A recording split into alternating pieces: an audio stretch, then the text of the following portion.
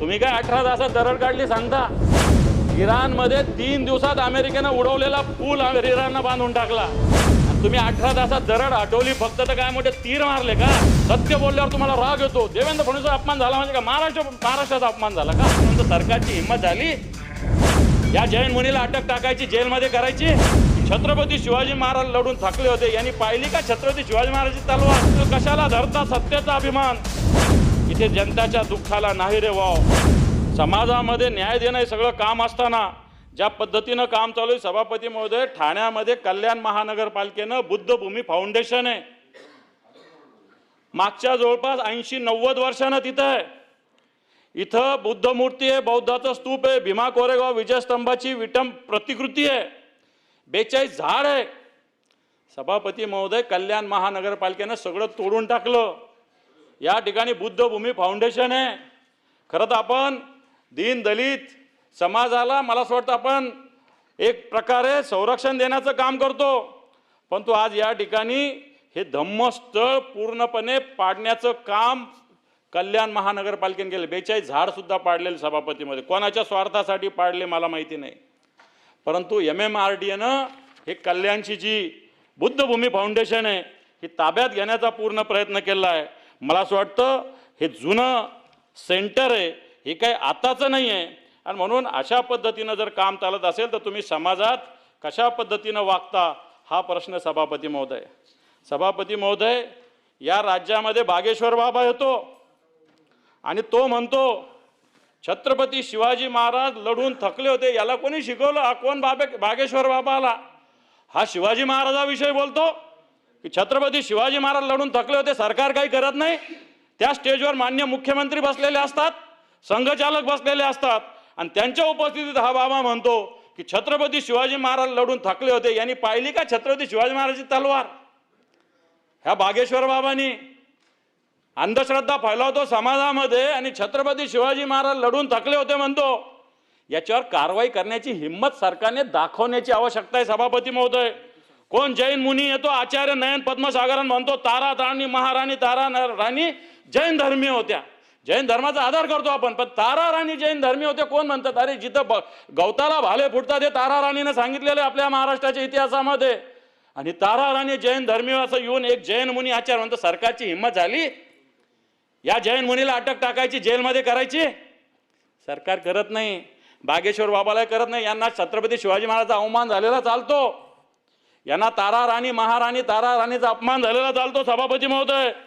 परंतु सरकार ना बागेश्वर बाबाला बघत ना जैन मुनी आचार्य नयन पद्मसागरला बघत, अशा प्रकारचे सरकार आहे सभापती महोदय. सभापती महोदय, या राज्यामध्ये भोंदू अशोक खरातकडे पोस्टिंगसाठी लोक जातात. या राज्याची स्थिती काय? फुले शाहू आंबेडकरांचं राज्य म्हणतो, पण भोंदू अशोक खरातकडे अधिकाऱ्यांना जावं लागतं.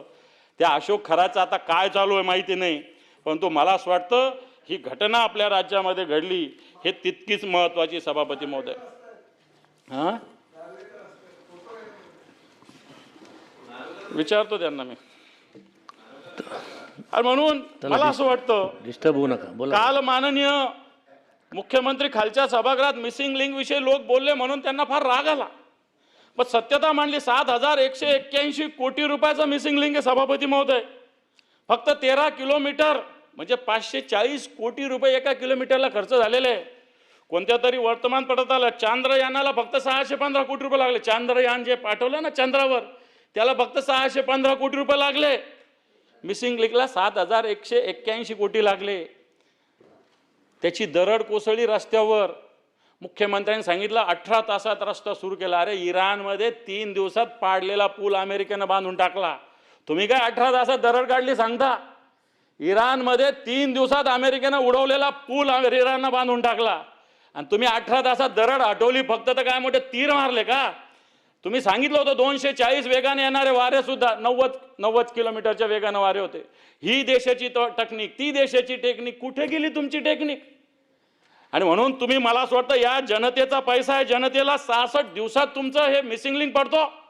सत्य बोलल्यावर तुम्हाला राग येतो. देवेंद्र फडणवीसचा अपमान झाला म्हणजे का महाराष्ट्राचा अपमान झाला का? महाराष्ट्र वेगळा आहे. हा महाराष्ट्र छत्रपती शिवरायांचा आहे, जिजाऊचा आहे, महात्मा ज्योतिबा फुलेंचा आहे, शाहूंचा आहे, आंबेडकरांचा आहे. आपण त्याच्यातले नागरिक लक्षात ठेवा. आणि म्हणून मला असं वाटतं भ्रष्टाचार मग आता तिथंच झालं, मग अटल सेतूला का चिरा पडल्या, कोस्टल रोड का गळतो, हे पण झालं ना. ह्या पण गोष्टी या काळात घडलेल्या आहे. आणि म्हणून मला असं वाटतं एक भ्रष्टाचाराचं थैमान या राज्यामध्ये सभापती महोदय आताच्या घडीला मोठ्या प्रमाणात वाढलेलं आहे. सभापती महोदय मनोज जरांगे कुणबीच्या प्रमाणपत्रासाठी उपोषणाला बसले होते. मी त्यांच्या उपोषणात होतो. 2025ला सप्टेंबरमध्ये आंदोलन केलं होतं. विखे पाटील साहेब आहेत इथं. निश्चित घोषणा चांगली आहे, सगळं झालेलं चांगलं आहे, पण पुढे गाडीच धकत नाही. सरकारने घेतलेला निर्णय पण चांगला आहे. हैदराबाद गॅजेटचा मुद्दा महत्त्वाचा आहे, परंतु या हैदराबाद गॅजेटच्या नोंदीची घोषणा होण्याची आवश्यकता आहे. माझे आजोबा पंजोबाची नाव नोंद जर असेल हैदराबाद गॅजेटमध्ये तर आम्हाला त्याचा फायदा होऊ शकतो, नाही आम्हाला झाला आमच्या मुलाबाळाला होऊ शकतो.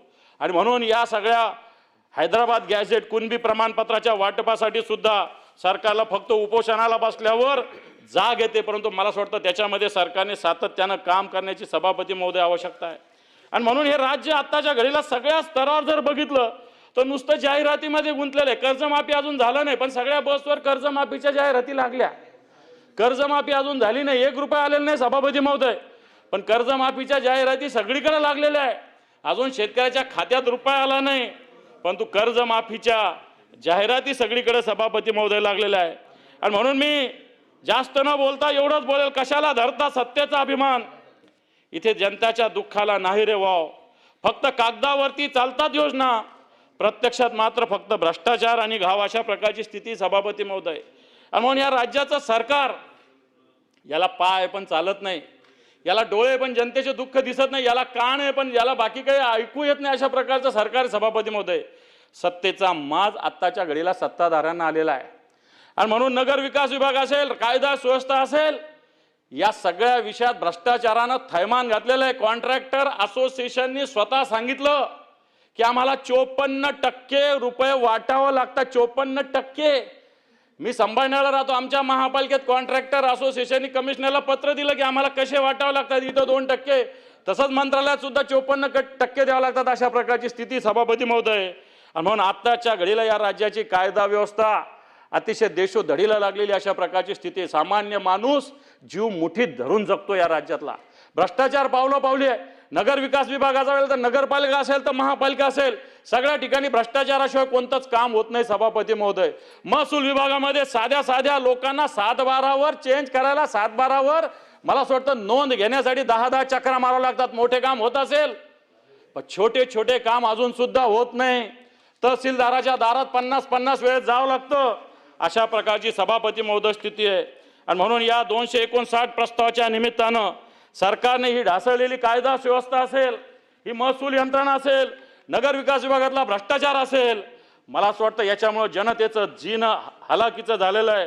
याचा मला असं वाटतं एक शेर म्हणून मी माझं भाषण संपतो. ये दबदबा ये हुकूमत, ये दबदबा ये हुकूमत, ये नशा ये दौलत, ये दबदबा ये हुकूमत, नशा ये दौलत, किरायादार है सब, किराएदार है सब, घर बदलते रहते हैं, घर बदलते रहते हैं. धन्यवाद. जय हिंद, जय महाराष्ट्र.